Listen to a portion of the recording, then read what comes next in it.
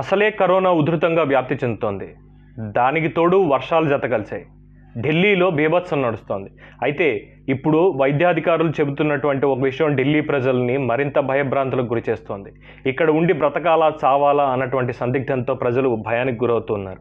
విషయానికి వస్తే దాదాపు ఢిల్లీలో 24.8% ప్రజలకి కరోనా సోకిందని, వారి వల్ల సామాజిక వ్యాప్తి మరింత ఎక్కువగా అవుతుందని, రానున్న రోజుల్లో ఢిల్లీలో 70% కరోనా పేషెంట్లే ఉంటారు అన్నటువంటి విషయాన్ని వైద్యాధికారులు ధృవీకరిస్తున్నారు.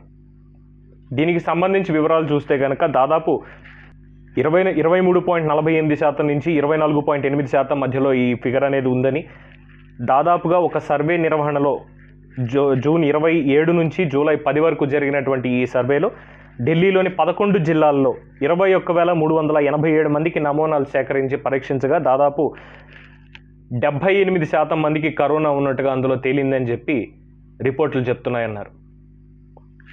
ఇదిలాగే ఉంటే ఢిల్లీ మొత్తానికి ఈ ఒక్క ఫిగర్నే మనం కౌంట్లోకి తీసుకోవాల్సిన అవసరం లేదు, అలా వస్తుందా రాదా అన్న విషయం కూడా మనం ఖచ్చితంగా చెప్పలేము అన్నటువంటి వాదన వాళ్ళు చేస్తూ ఉన్నారు.